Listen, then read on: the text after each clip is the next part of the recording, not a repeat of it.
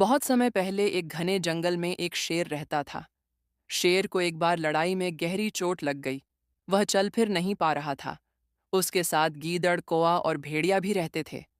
ये सब शेर के साथी तो थे, लेकिन असल में उसके भोजन पर निर्भर रहते थे। शेर के घायल हो जाने पर शिकार करना बंद हो गया।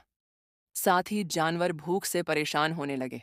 तभी अचानक एक दिन जंगल में भटकता हुआ एक ऊंट वहां आ पहुंचा। ऊंट रेगिस्तान का जीव था। जंगल में उसका कोई साथी नहीं था।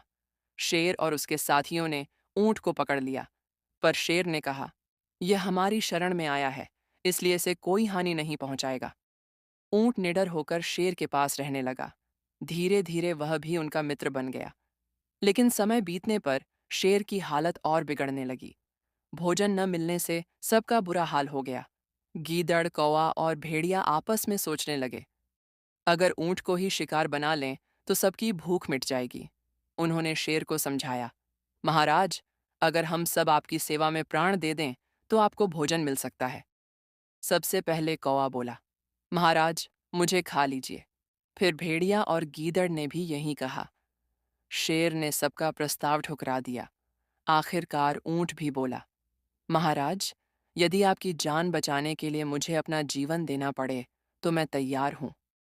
बस इतना सुनते ही शेर ने छल से ऊंट पर झपट्टा मारा और उसे मारकर खा गया। चांदपुर नाम का एक छोटा सा गांव था, जो पहाड़ियों और घने जंगलों के बीच बसा था। गांव के बीचों बीच एक पुराना कुआं था। यह कुआं साधारण नहीं था। उसकी गहराई का कोई अंत नहीं दिखता था। लोग कहते थे कि उस कुएं के तल में कोई अद्भुत शक्ति सो रही है। दिन में कुएं से सिर्फ ठंडी हवा आती थी, लेकिन रात ढलते ही वहां से अजीब गूंजती आवाजें सुनाई देती थीं। कभी किसी स्त्री की रुलाई, कभी किसी बच्चे की खिलखिलाहट और कभी किसी अनजान भाषा में मंत्रोच्चार की गूंज।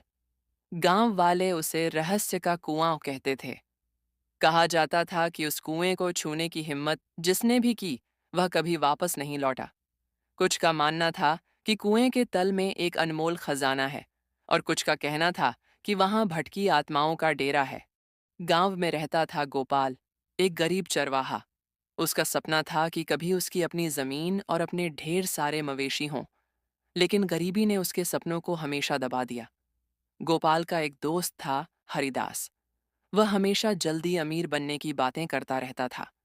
कभी कहता कि जंगल से कोई जड़ी बूटी निकालेंगे और बेचेंगे, तो कभी कहता कि कुएं के रहस्य में जरूर कोई खजाना है। उसकी आंखों में हमेशा लालच की चमक रहती थी। गांव में एक और आदमी था, ठाकुर बलराम। वह गांव का सबसे अमीर और चालाक जमींदार था। उसने कई गरीब किसानों की जमीन हड़प ली थी। उसकी नजर अब गोपाल की बकरियों और चरागाह पर थी। और फिर थी गौरी दाई, एक रहस्यमयी वृद्धा जो जंगल के किनारे रहती थी। कहा जाता था कि वह साधारण औरत नहीं थी, बल्कि प्राचीन विद्या की झाता थी।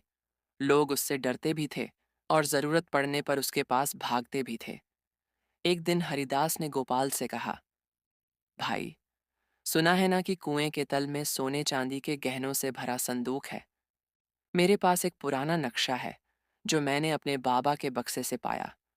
उस पर अजीब निशान बने हैं। मुझे यकीन है कि यह कुआं हमें अमीर बना देगा। गोपाल हंस पड़ा। ये सब गांव वालों की बनाई कहानियां हैं। उस कुएं में कोई नहीं जाता। हरिदास बोला, डरपोक मत बन। आज रात हम दोनों चलेंगे। खजाना मिला तो आधा आधा बंटेगा। गोपाल का दिल तो नहीं मान रहा था, लेकिन गरीबी और तकलीफों ने उसे सोचने पर मजबूर कर दिया।